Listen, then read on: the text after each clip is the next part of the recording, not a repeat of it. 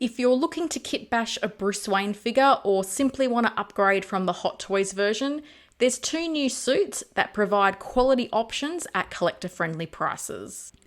On the left, we have the suit by Topo Studios, which uses the same look as the Hot Toys Bruce Wayne figure that came with the Armory set. On the right is the suit by Kento Studio, which uses Bruce Wayne's look from The Dark Knight Rises with a grey pinstripe suit, white shirt and pink tie.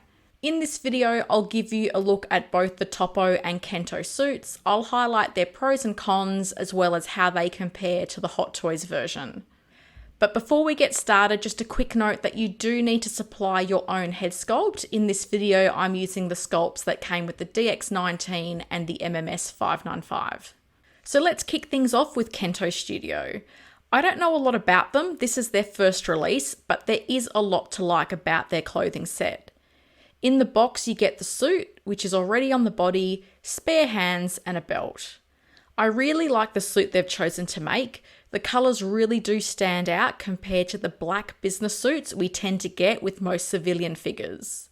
So what do I like about the Kento suit? First and foremost, the Hot Toys head sculpt can connect directly to the body with no mods needed.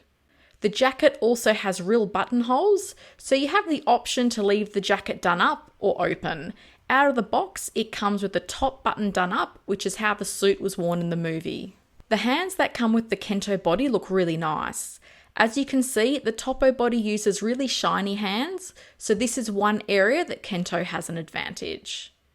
Now for the things I don't quite like about the Kento figure. The major issue for me is this shirt collar. I've futzed around with it quite a bit and I can't get it to sit nicely under the jacket. It always wants to pop out like this. It may not be a big issue to some, but it really does bug me. Also, the shirt cuffs are showing a little bit more than I would like from under the jacket. This is another thing I've tried to futz around with, but there really isn't a lot of wiggle room with the jacket to bring the sleeve down further to resolve the issue. So yeah, the body I received squeaks when I move the arms around. It's not a big issue, but it's still an issue nonetheless. And lastly, this can be a pro or con depending on your display. The size of the body tends to have similar proportions to the Armory Bruce Wayne figure. So if you're going to display this with older Hot Toys figures, this will fit right in. But if you're wanting to display it alongside newer figures like the DX19 or the Two-Face 2.0, you might find this one runs a little short. So that's the suit from Kento Studios. Let's take a look at the offering from Topo. In the box, you get the suit, which is already on the body, spare hands and a pair of fabric socks.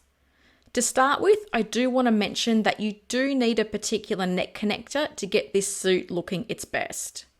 When I first connected the Hot Toy sculpt directly to the body, this was the result. A necklace Bruce Wayne that had really boxy looking shoulders. This is the neck connector you need to make the Hot Toy sculpt work with the Topo suit.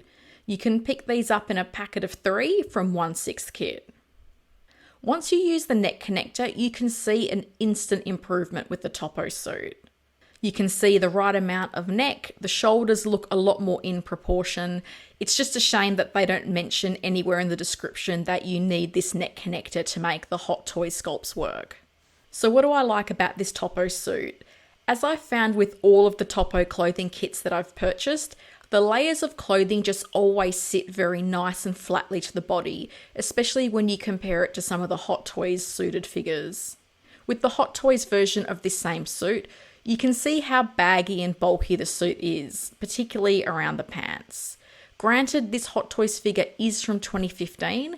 If they ever decide to do a 2.0, I'm sure it would also be a big improvement. Interestingly, Topo has also placed magnets in the shoes, so if magnetic bases are your thing, that's an option for you. So what are the downsides of this Topo set? As I mentioned before, proportions will be an issue if you don't use the right neck connector with the sculpt.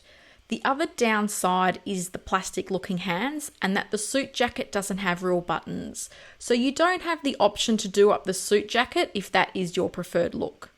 That said, both of these are pretty minor flaws when looking at the overall quality of this set. So far, I have to say that I'm liking the look of both suits for different reasons. Putting them side by side, I do think the Topo suit has slightly better proportions compared to more recent figures, but for me, the majority of my Dark Knight collection is made up of older figures, so the Kento suit actually works a little bit better for my main display. Here, I thought I would show some comparisons that I think would be of interest to Dark Knight collectors. First up is the Topo and Kento suits displayed with the Hot Toys Bruce Wayne from the Armory set. This is where you can really see the quality of the tailoring on the Kento and Topo suits. They're very form-fitting to their bodies, and as I've mentioned before, the Hot Toys suit does look very baggy. Another comparison I thought you might be interested is seeing how these figures compare with the Hot Toys Alfred. Michael Caine is around 5 centimeters taller than Christian Bale. That's just under a 2-inch height difference. So if you're a stickler for screen accuracy, this is something to consider when picking up one of these suits, as the scaling isn't quite right with the Hot Toys Alfred and the Topo Bruce Wayne. So with all that said, you're probably wondering, which suit do I think is the better option? It may sound like a cop-out, but I think both present as good options, but for different reasons. The colours of the Kento suit really pop compared to the typical black business suits we generally see. So the Kento suit ticks the box for me from a design perspective, as well as from a scaling perspective if your Dark Knight collection is mostly made up of older figures like mine is. From a tailoring perspective, I think the Topo suit does a better job when it comes to the finer details. Having so many articles of clothing sitting as flat as they do is something Topo continues to do very well with all of their suit sets. So from an overall quality perspective, I think the Topo one has the edge. At this stage, I'm actually planning on keeping both suits. I'll be using the Kento suit in my main Dark Knight display and putting the Topo figure in my garage shelving cabinet along with the tumbler and the armory. If you like the look of the Kento suit but not the execution, Topo has actually teased that they will be making their own version of this look for Bruce Wayne, so I'll be keen to eventually see how these two suits compare. So that's my review and comparison of these two Bruce Wayne suit sets by Kento Studio and Topo Studios. At the time of recording, these suits were both still available to purchase from 1/6 Kit. They both come in at pretty similar prices. The Kento Studio suit is $130 and the Topo suit is $138. If you're a Batman fan, let me know in the comments which one of these suits you think looks better and if you're planning on picking either of them up. And if you found this video useful, please remember to hit the like and subscribe buttons. I'm happy to answer any questions you might have about these suits, so feel free to leave your questions in the comments below.